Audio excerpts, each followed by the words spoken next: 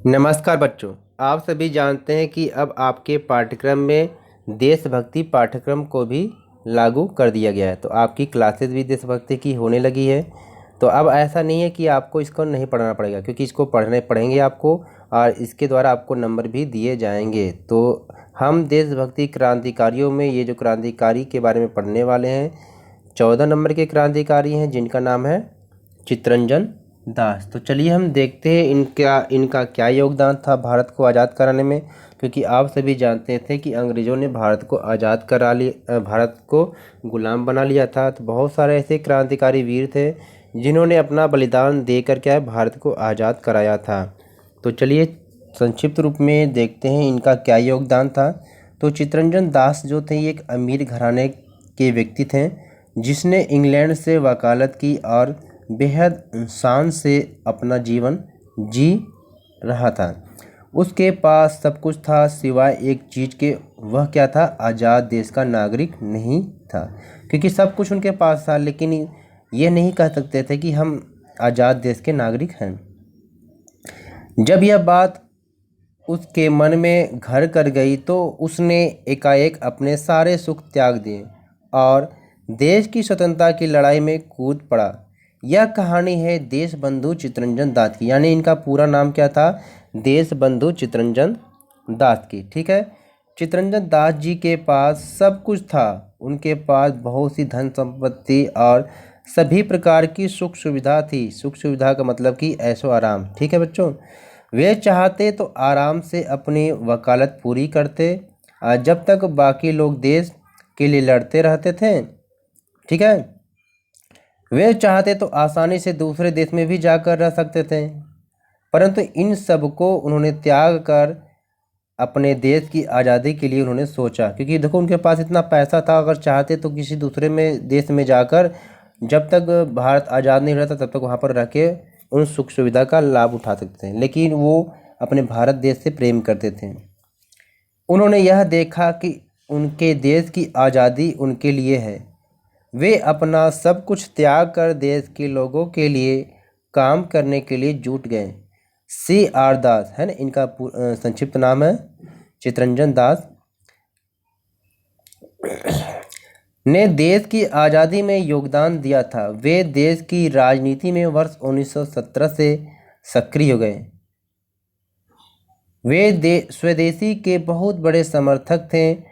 उन्होंने खादी का समर्थन किया। स्वदेशी का मतलब होता है बच्चों कि अपने देश की वस्तुओं का यूज करना, यानी कि अपने देश में बने हुए कपड़े का यूज करना। जैसे जानते कि उस समय खादी कपड़े बन रहे थे अपने देश में। ठीक है। दास ने महात्मा गांधी के नेतृत्व में हुए असहयोग आंदोलन में भाग लिया।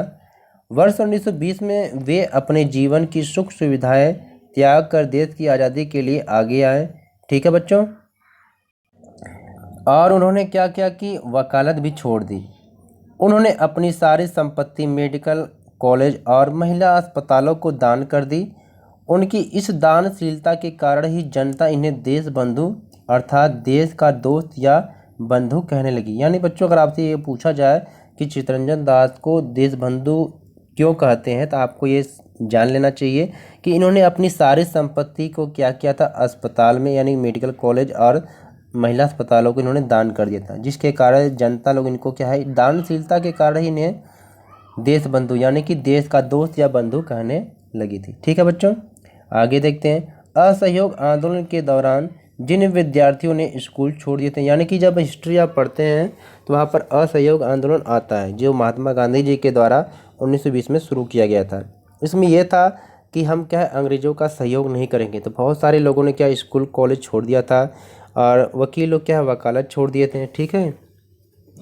तो इसमें यही है कि असहयोग आंदोलन के दौरान जिन विद्यार्थियों ने स्कूल छोड़ दिए थे उनके लिए उन्होंने क्या किया था कि ढाका में राष्ट्रीय विद्यालय की स्थापना भी की थी।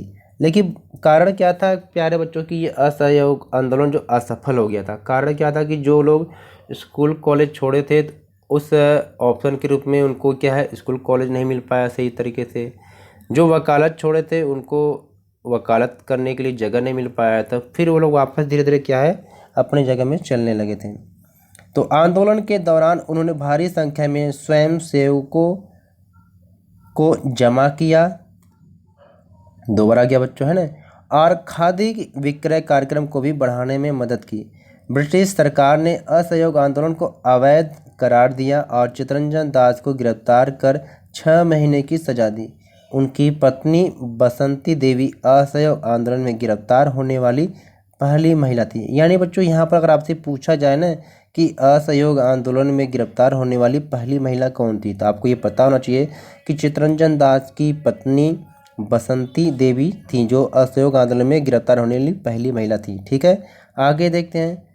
स्वाधीनता सेनानियों के बीच बसंती देवी बहुत ही आदरणीय थी और सुभाष चंद्र बोस तो उन्हें माँ कहते थे। तो यह थे आपके रास बिहारी बोस के बारे में, चित्तरंजन दास के बारे में यह संक्षिप्त जानकारी, जो भारत को आज़ाद कराने में इनका मुख्य रोल था। उम्मीद करते हैं कि आपको ये वीडियो पसंद आई होगी, तो वीडियो को लाइक शेयर ज़रूर करें और चैनल पर नए हैं तो चैनल को सब्सक्राइब करें, क्योंकि हमारे चैनल पर आपके क्लास से संबंधित क्वेश्चन कराए जाते हैं जो एग्ज़ाम के दृष्टिकोण से बहुत ही महत्वपूर्ण है। तो चलिए बच्चों, फिर मिलते हैं एक नई वीडियो के साथ, तब तक नमस्कार।